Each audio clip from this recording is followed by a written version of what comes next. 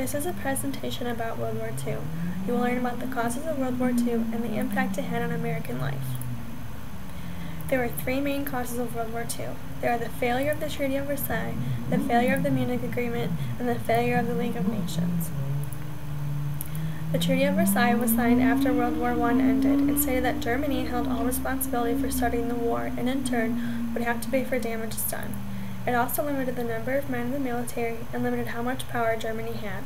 Any countries that were invaded by Germany were restored to being independent again.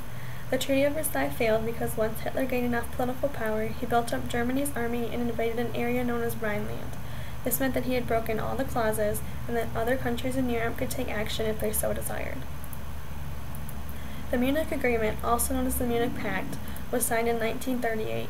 It was an agreement between Germany, Britain, and France that stated that Hitler could have a section of Czechoslovakia as long as he didn't try to invade any more countries. The pact was made because Hitler had tried to invade the whole country of Czechoslovakia, so the countries made a compromise. This failed because a year later, Hitler turned around and invaded the rest of the country and later invaded Poland.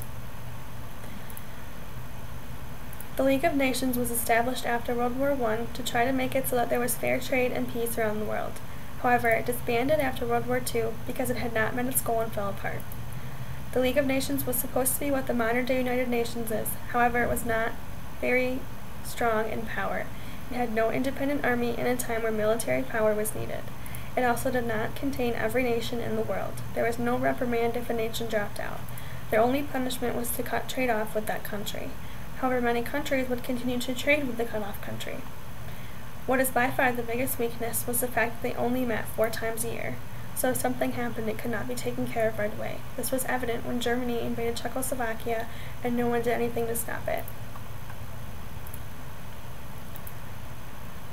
The Axis powers were Germany, Japan, Italy, Hungary, Bulgaria, and Romania. We only really hear about the first three, because they were the original 3, and they were the ones with the plans. Bulgaria, Hungary, and Romania just joined their causes. The Allied powers were the United States of America, Britain, the Soviet Union, France, China, and many more countries. Both the United States and the Soviet Union were not in the war right away. They joined later.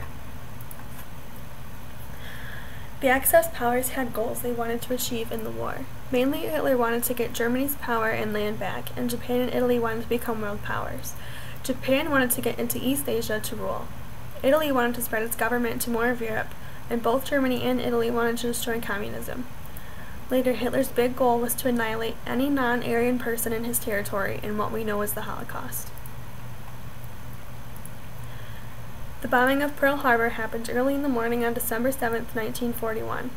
It was the first major attack on America in the war. Up until then, America had stayed strictly neutral, although there was much push for our country to join the war. The bombing happened to the Pacific Fleet that was stationed in the harbor. On December 8th, Roosevelt called for Congress to approve the declaration of war against Japan. They approved, and 3 days later, Germany and Italy declared war on the United States. America had officially entered the war. As with any war, World War II had very big impacts on life in America. During World War II, the government started the victory tax. This was the first ever national income tax. Before this implementation, only government officials had to pay an income tax. The government decided to do this because inflation was becoming a problem due to the amounts of money spent on war effort.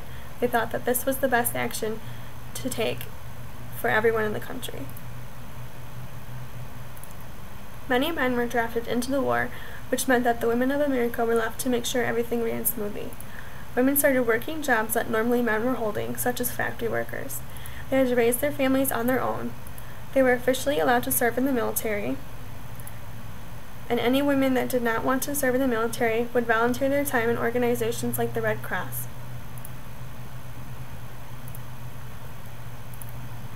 There was a lot of money being spent on the war. Most of America's resources had to go to the soldiers overseas. Due to these facts, people on the home front had to start rationing things that were in short supply. They had to ration foods like meat, butter, and sugar, and they also had to ration gas and metal. The government wanted to make sure that the soldiers got enough of what they needed, so people in America had to give up some things for a while. People also started buying war bonds. The money spent on war bonds went directly to the war effort. There were also scrap metal drives, where scrap metal would be collected and sent to factories to be melted down to build weapons and machines for the war. In addition to rationing and war bonds, many people began to make their own brigades. If they lived in a port city, they would patrol the port in case they saw enemy ships or submarines. They would also make sure that the convoys carrying soldiers or supplies got safely out of the city. There are many things going on at the home front in order to help the Allies win the war. African American men were also allowed to serve in the military for this war. African American women were allowed to serve in the nursing corps.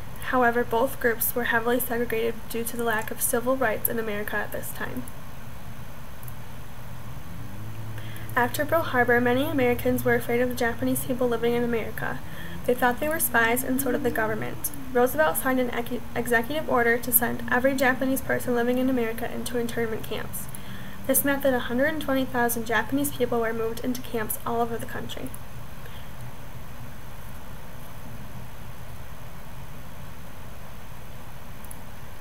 The Japanese were only allowed to bring a few belongings with them. If they owned a business, it was closed and often not reopened after the war. They were placed in barracks, 3 families to 1. Keep in mind that Japanese families usually consist of parents, grandparents, and children. There are a lot of people living in these barracks. They were also made to do labor based on their strength and gender. What we did to these people is similar to what Hitler was doing to the Jewish people in Europe at the same time. We didn't purposely send them off to get killed, but many did die during their time in the camps. Finally, in 1944, they were allowed to return home. To review, there were 3 main causes of World War II. They are the failures of the Treaty of Versailles, the Munich Agreement, and the League of Nations. The Axis power wanted to become the most powerful force in the world. America was neutral in this war until the bombing of Pearl Harbor. Life changed drastically for everyone in America after it entered World War II. Japanese people were treated very poorly after Pearl Harbor. These are the resources for my graphics. And this is the end of my presentation. Thank you.